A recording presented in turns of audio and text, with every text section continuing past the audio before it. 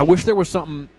I had a solution to offer here, guys, but I'll tell you my frustration with the way the game ended last night. As frustrating as the interceptions or the fumble and the drop passes were,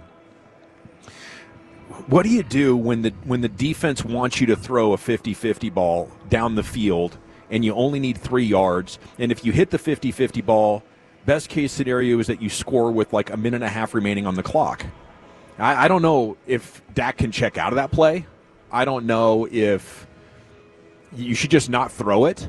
But that reminded me of Tony Romo to Dez Bryant in 2014 against the Packers. Like, what is the big plan here? That comes down to game and clock management. So we need 3 yards.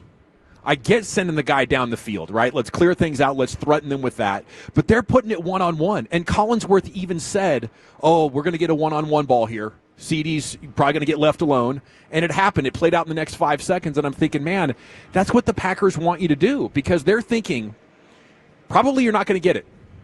We're throwing it way down the field. This is less than 50% once you're 35, 40 yards down the field. If they do get it, we're not done. We have life. What can kill us right now is if they use all 2 minutes and 45 seconds or 2 minutes and 30 seconds left on the clock, whatever it was, to get a touchdown, 1 first down at a time. That's worst case scenario. So I don't think I'd bang a timeout there, but if I'm Schotty and we're coming up to the line of scrimmage, I'm like, okay, 4th and 3. If they give us this, we ain't taking it. We're not throwing the ball down the field. Do you guys think that's a crazy idea? I don't think it's crazy. I had a similar thought that you did there, and when the ball's in the air, I'm like, this is they're Dez really all over again. Yeah. They're begging you to take this because it gives them outs. To start with, better than coin flip chance you don't complete it and get a first down. Yeah, it's interesting, and I do think Dak has the authority. I mean, you saw him all night long checking out of plays and moving guys around and switching things up, so I would think Dak absolutely has that authority. And I guess they just always love the idea, if you're going to give me one-on-one with a guy like CeeDee Lamb, I'm going to go for that. I think that's just something that they feel super confident in. But I'm with you that at that point in the game, you need the 3 yards. Just get it and eat more clock on your way to going for the score. And he was under pressure again, So I don't know if once the play is in motion, if he had any other choices. I guess you could float it and hope Turpin clears. Looked like Ferguson was coming behind him. If maybe he'd stepped up in the pocket and looked to the other side, he would have saw Ferguson coming over the middle of the field as well for the first down. Well, they needed Turpin initially. Like, my thought watching it before I went back and saw the All-22 was just go underneath to Turpin. And if he sits down, he's open, and he's going to get that. Instead, Turpin kept going, and I don't think Dak really had any intention of going to anybody but CeeDee on the play.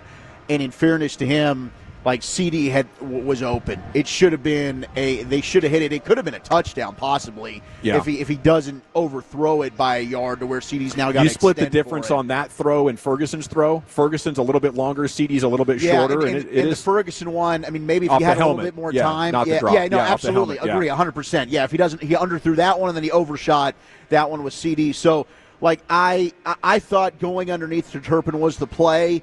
Going back and watching it on the All-22, the way Turpin just kept running it, there's a linebacker right there. And I could understand that scaring off Dak. What happened on the play, though, too, is they're going to try and rub it. I mean, they're going to try and pick it. Yeah. And really, DeJean does a really nice job of fighting through. It's really not – it's not this violent pick that we've seen, down the goal line where guys turn and then all of a sudden – there's a collision and then the guy's open.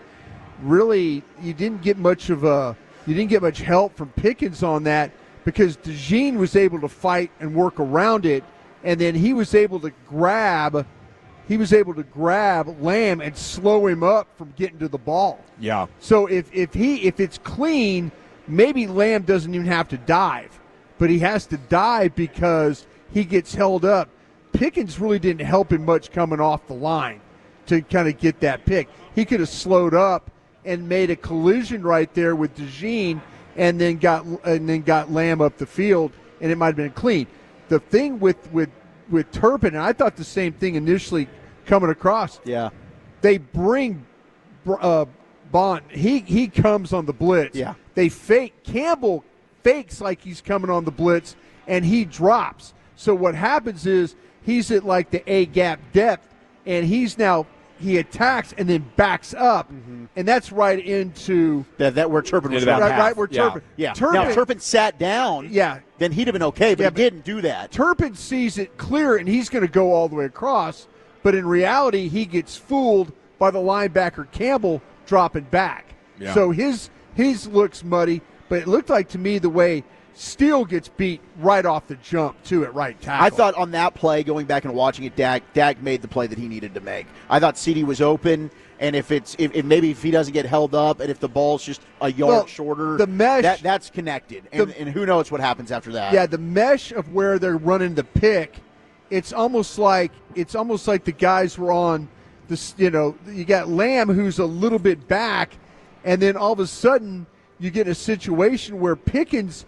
He's got a situation where he's got to make sure he gets that guy taken care of.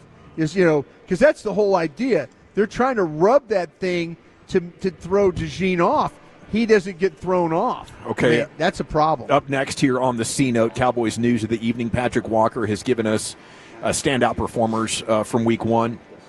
Dak, the first one, no doubt. A really good game, maybe one of his best ever. Javonte Williams, running back 1.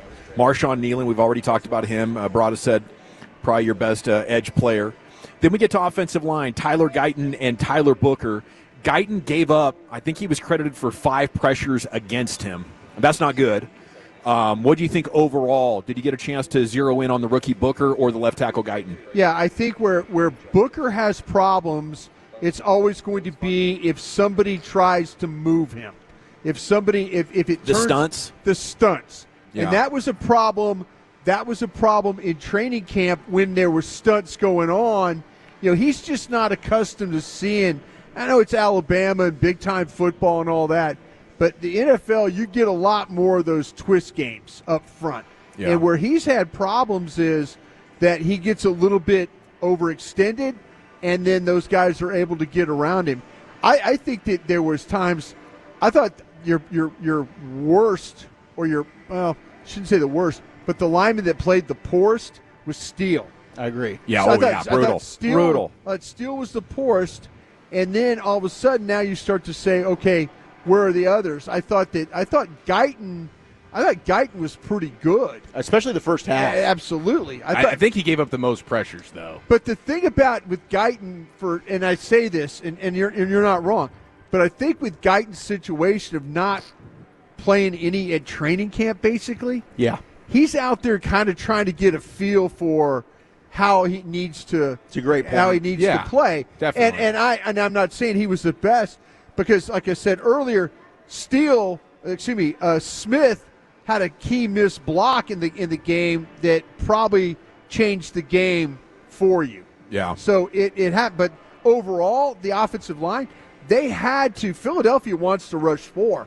They had to bring more people. Yep. They had to. And Dallas, I thought, did a pretty good job of holding up front. Better than last year, I think, for Guyton. It was a hell of a left haymaker that he threw there in the first quarter. I forget who caught that, but, man, that looked like 1950s football. And he definitely did not skip eating while he was out. Like, Guyton's big now. He is not a lean basketball player playing tackle. He now looks like the other offensive lineman. He looked really good for somebody that hadn't played very much.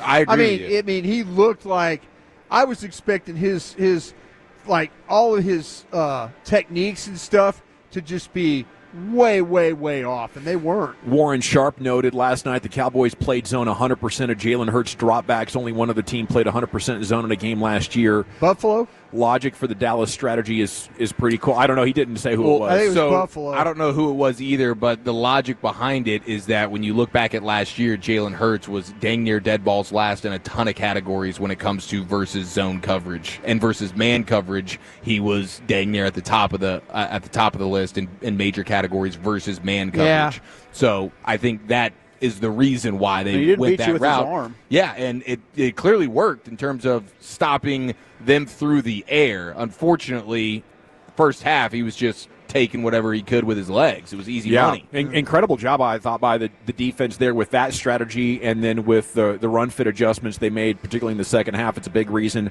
I'm optimistic about where the Cowboys go from here after the week one. Even though they lost, they went toe to toe with the champs. I would call a chance to win. Maybe the most encouraging loss that I can remember.